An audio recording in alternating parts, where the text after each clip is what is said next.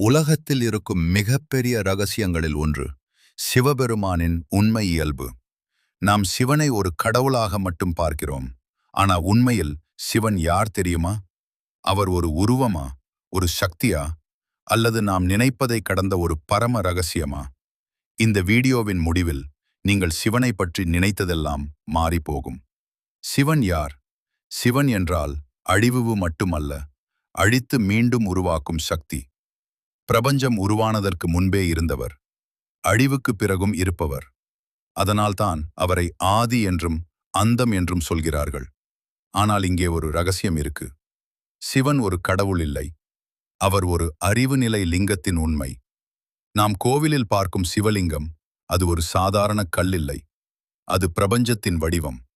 லிங்கம் சமம், ஆரம்பமும் இல்லை, முடிவும் இல்லை. அதாவது இன்ஃபினிட் எனர்ஜி, ஃபார்ம்லெஸ் பவர். இதை புரிந்தவர்கள் சிவனை வழிபடவில்லை, சிவமாக மாற முயற்சி செய்தார்கள்.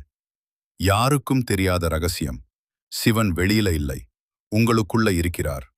உங்கள் மூளை அமைதியாக இருக்கும்போது, உங்கள் சிந்தனை நின்று போகும்போது, அந்த சூன்ய நிலைதான் சிவன். இதனால்தான் யோகிகள் சொல்வது, சிவனை தேடாதே, சிவனாக மாறு.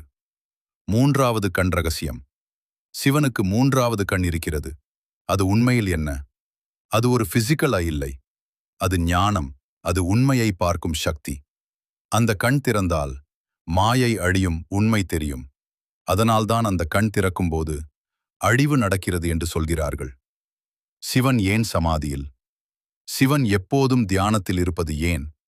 ஏனென்றால் அவர் எதையும் தேடவில்லை, அவர் முழுமையாக இருக்கிறார். அவர் சொல்வது, நீ வெளியுலகத்தை வெல்ல வேண்டாம், உன்னையே வெல்ல வேண்டும். இதுவரை